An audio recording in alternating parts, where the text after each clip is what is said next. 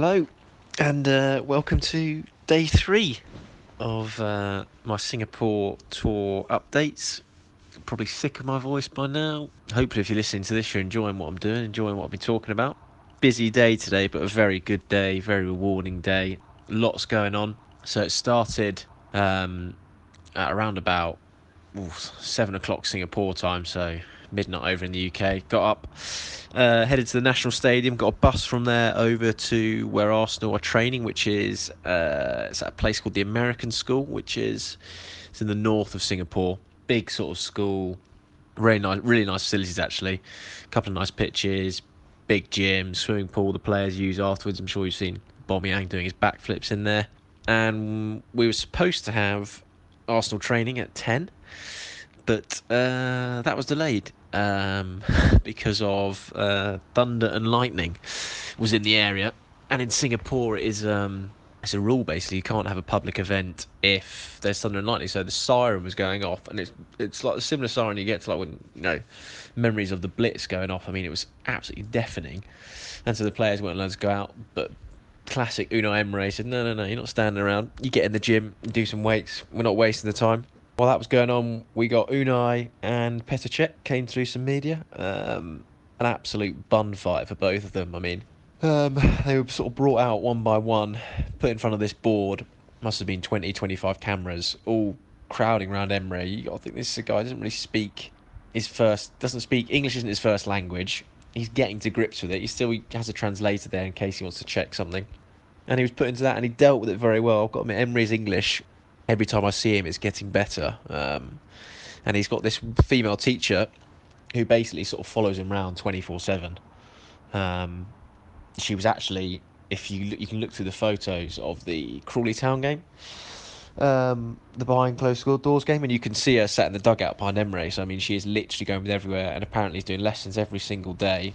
So I'm not surprised that he's improving, but he's getting better and better. He's still not great. I mean, he's not Wenger in terms of from a journalist point of view, but he's getting better. And he was good today.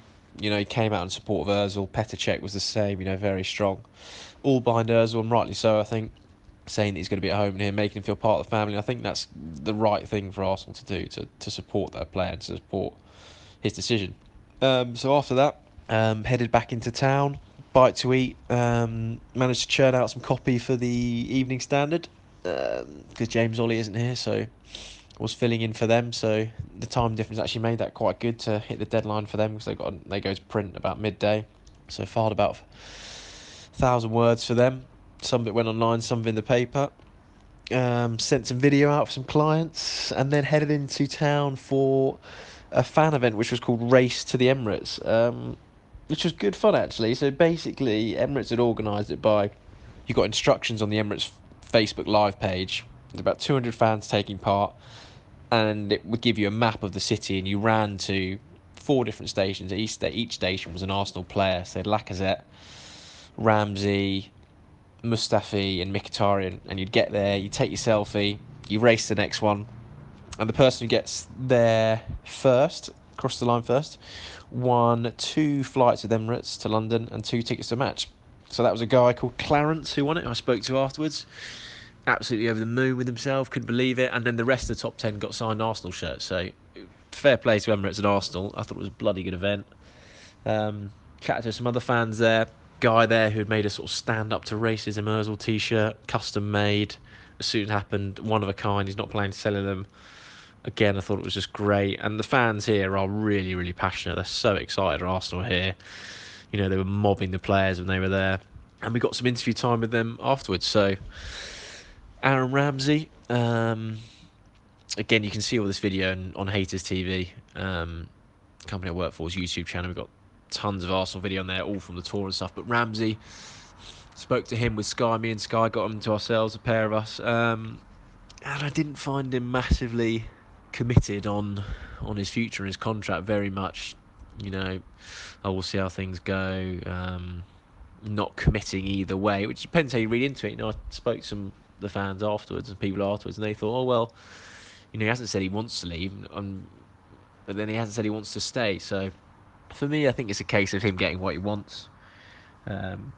Ozil getting 350k a week has now made it difficult for Arsenal because the whole wage structure's got to get up to that. And Ramsey will think he's worth near that.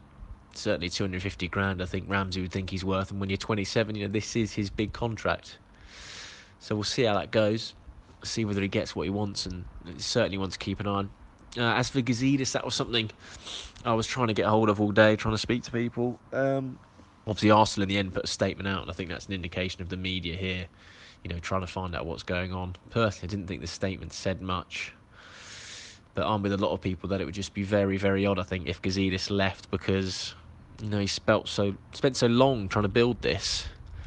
Why would he want to go? But the only thing I could think was that he likes building something and then moving on. So we'll have to wait and see on that one. Finished the day off. Went to Atletico Madrid's press conference with Simeone. Pretty standard stuff from him. Pretty relaxed, pretty chilled.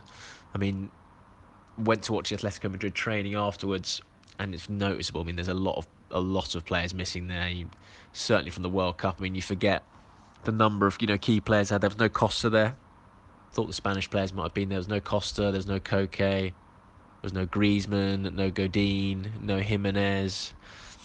No Vachako. No Hernandez. No Thomas Lemar. I mean, near enough the whole first team is missing. So that game with Arsenal tomorrow could be certainly in Arsenal's favour when you factor that in. But they, Simeone's standard self. I mean, one of the things I loved watching him doing the training is the fact he does the whole warm-up. Simeone takes part in the whole warm-up, the stretching, everything, and then we got to see them start, and they did this big drill where around the centre circle, sort of ball rotation work, and it would in a big 80-metre grid, Simeone in the middle, absolutely barking out, shouting orders. And that, to be fair, reminds me of what Emery was like in Arsenal training. It was different from, I've seen Wenger train Arsenal, and yes, he's involved, loving it. But again, Wenger likes to take that role where he steps back and watches it play. Whereas Emery, when they went into a match situation, was bang on in the middle, shouting, screaming, pointing, placing.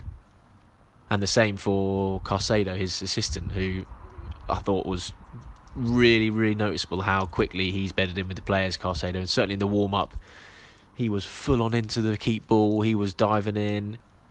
He was making jokes with them. There was a bit where Lacazette got done with a nutmeg. I said, no, it wasn't nutmeg. Caicedo comes over, joke goes, let's go to VAR, joking around, Bellerin joining in, and he just properly seems like he's really got on with the players well, which is good, which I think, because Emery obviously kept Steve Bold because he wanted that link with the players, but Caicedo seems to have really got the players' respect and bought in, so... finish off a few more observations from Arsenal training. The mood seems fantastic. There was bits with players, doing ear flicks, slaps, all sorts of stuff. If people mucked up in training, they would get a flick for it. They'd get a slap on the head. In terms of, we only got caught a little bit when they did a bit of match play at the end, but it looked like four at the back again. One team had Bellerin, Chambers, Mustafi, and Ushi Tutu left back, and then the other team had Kolasinac, Holding, who's playing last Holding? Mavropanos. So it's interesting to see whether he's going to go forward back. From that, what I saw from that, it looked like forward back, and it also looked like Aubameyang playing on the left. So we'll have to wait and see, but that is the impression. I think we'll have Aubameyang on the left and Lacazette through the middle. Whether it goes that tomorrow, Atletico, I don't know, but it's been a really good day today, I must admit. As much as I've been working it all flat out, I cannot complain at all, because I know anyone would kill to be doing what I'm doing, and I've loved it, and it's been great, and bring on the game tomorrow. And apologies for rambling on, because this is 10 minutes.